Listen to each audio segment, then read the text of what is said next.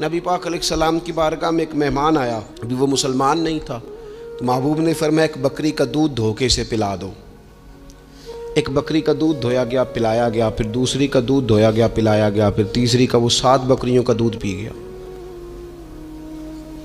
صبح اللہ نے توفیق دی اور وہ کلمہ پڑھ گیا۔ اب نبی پاک علیہ السلام نے فرمایا اسے بکری کا دودھ دھو کے پلاؤ۔ ایک بکری کا دودھ پیا، دوسری کا پی نہ سکا، رات 7 کا پی گیا تھا۔ تو میرے کریم فرمانے لگے یہ مومن اور کافر کا فرق ہے۔ جب تک یہ حالت کفر میں تھا 7 بکریوں کا دودھ پی گیا، اب یہ مومن ہوا ہے تو اللہ تبارک و تعالیٰ نے ایک دودھ کے ساتھ ہی اسے سیر فرما دیا ہے۔ اس کی تشنگی اور بھوک اللہ نے مٹا دی کھانے پینے کے لیے، اور اس کا ذہن بھی نہ بنائیں۔ میں جانتا ہوں جن گھروں میں بچے اس مزاج کے ہو جاتے ہیں، اس طبیعت کے ہو جاتے ہیں کہ آج یہ کھانا ہے، کل وہ کھانا ہے، پرسوں وہ کھانا ہے، وہ پھر کھانے پینے میں سارا وقت گزرتا ہے۔ پھر وہاں دیکھا ہے کہ اماں بیچاری باورچی خانے میں ہی رہتی ہے، پھر وہاں صرف ایک ہی سلسلہ ہے کہ کھاؤ کتنا کو کھا سکتے ہو۔ تو معتدل رہیں۔ تیسری بات یہ کہ رزق کمانے کے مسئلے میں بھی معتدل رہیں۔ کاروبار کریں، محنت کریں، منصوبہ بندی کریں، کوشش کریں، لیکن پیسے کمانے کے مسئلے میں ڈپریشن کا شکار نہ ہو۔ یعنی اس کو نہ جینے مرنے کا مسئلہ نہ بنائیں کہ اگر ایک مہینہ کاروبار صحیح چمکا ہے تو صحت بھی ٹھیک رہی ہے، اور اگلے مہینے اگر تھوڑے حالات خراب ہوئے ہیں تو بلڈ پریشر بھی کافی اوپر نیچے ہو گیا ہے۔ اس کو نفسیاتی مسئلہ نہ بنائیں۔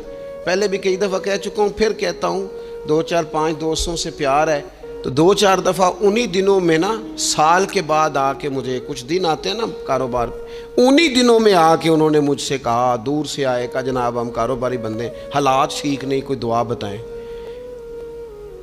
تو میں نے کہا جن دنوں ٹھیک ہوتے ہیں ان دنوں کیوں نہیں آتے؟ کہ آج کل حالات بڑے اچھے ہیں، کچھ شکر کا طریقہ بتائیں، کیوں نہیں آتے؟ کیا فلسفہ ہم نے اختیار کر لیا ہے؟ رزق کا وعدہ اللہ کا ہے، اس کو کمانے میں اور پیسے کمانے میں محنت کرنے کا حکم دیا گیا ہے۔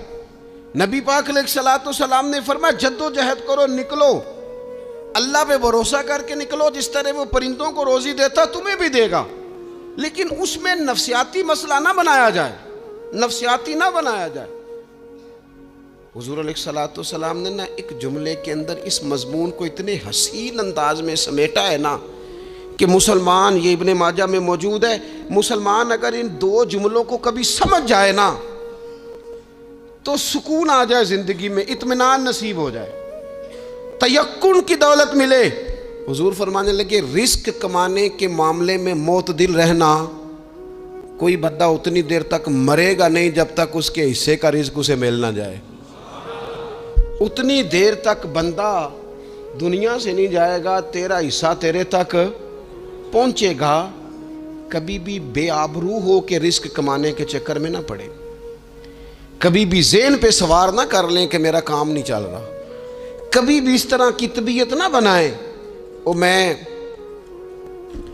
تھوڑی دیر پہلے عرض کر رہا تھا کہ ایک بزرگ نے نا 2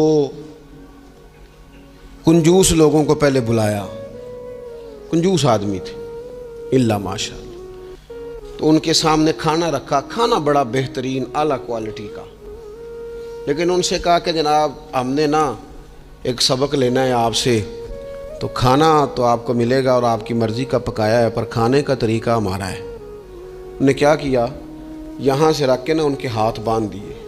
وہ پرانے زمانے میں جو جرہ ہوتے تھے، بازو ٹوٹ جاتا تھا تو باندھ دیتے نا لکڑیاں رکھ کے، تو لکڑیاں رکھ کے نا ہاتھ باندھ دیے تاکہ یہ جوڑ موڑ نہ سکے، تو یہاں سے ہاتھ باندھ دیے کہ روٹی کھاؤ۔ کنجوس بندے تھے۔ اب انہوں نے لقمہ اٹھایا، ہاتھ بندھا ہوا، یہاں سے لے جا کے جب منہ میں پھینکا، وہ کپڑے بھی سارے الجھ گئے، حال بھی خراب ہو گیا، پر کھایا انہوں نے مزہ لے کے پورا۔ وہ بڑی بری حالت ہو گئی، وہ کنجوس تھے دونوں کو دسترخوان پہ روٹی کھائی جا رہی۔ اب ان دونوں کو سمجھانے کے لیے کہا کہ اب ہم تمہیں 2 اور لوگوں سے بھی ملواتے ہیں۔ اب 2 وہ بندے بلائے جو دل کے سخی تھے، جو رزق کے معاملے میں اس کا زیادہ حریص نہیں تھے، ان کی بھوک جو تھی وہ کہیں دور تک دکھائی نہیں دے رہی تھی، انہوں نے کہا جناب ادھر آئیں آپ دونوں بھی. ان کے بھی ہاتھ باندھ دیے گئے. کہا آپ نے روٹی کھانی ہے, آپ نفیس لوگ ہیں, ناراض نہ ہوئیے گا, سخی بندے ہیں, پر کھانا آپ نے کھانا ہے, تو ہماری مجبوری ہے, ہم نے آپ کے ہاتھ باندھ کے روٹی دینی ہے آپ کو. وہ دو بندے بھی آمنے سامنے بٹھا دیے گئے, کھانا چن دیا گیا, ہاتھ یہاں سے باندھ دیے گئے, لیکن وہ سخی تھے. انہوں نے کہا جناب کوئی مسئلہ نہیں, اللہ تعالیٰ توفیق دے گا. انہوں نے کیا کیا, وہ لقمہ لگاتے اور ایک دوسرے کے منہ میں ڈالنا شروع کر دیتے. کھانا بھی کھا لیا, کپڑے بھی بچ گئے, نفاست بھی قائم رہ گئی. اور کسی قسم کی کوئی پریشانی آئی, کام خاصا مشکل ہے کسی کے منہ میں لقمہ دینا, یہ کام بڑا مشکل ہے. یعنی کھانا آ جائے, پک جائے, پاس پہنچ جائے, اور پھر اسے توڑ کے بنا کے اتنی محنت کر کے دے کسی کے منہ میں دینا. لیکن یہ دے کے دیکھو کپڑے بچ جائیں گے انشاءاللہ, نفاست نظر آئے گی, حسن نظر آئے گا, خوبصورتی نظر آئے گی, اس میں لطافت محسوس ہوگی, اس میں لگے گا کہ یہ بندہ ایسا ہے جسے اللہ تعالیٰ نے اپنے فضل سے عطا فرمایا ہے. تو غیر معتدل طریقہ بندے کو رسوا کر دیتا ہے, رسوا کر دیتا ہے. وہ مال کمانے تو نکلتا ہے لیکن وہ کمزور ہو جاتا ہے, اس کا مزاج اور طرح کا ہو جاتا ہے. میں نے دیکھا ہے, وہ جناب ساری دنیا چھٹی پہ ہے لیکن اس نے کہا چلو آج میں دکان کھول لیتا ہوں, گاہک کہیں بھی نہیں آئے گا تو چلو سارے آج مجھے مل جائیں گے. ایسا نہیں ہوتا, رزق اللہ نے تقسیم فرمایا ہے, اور جس کا ہے وہ اس تک پہنچ جاتا ہے. تو غیر معتدل طریقہ اور رسوائی والا طریقہ کبھی بھی اختیار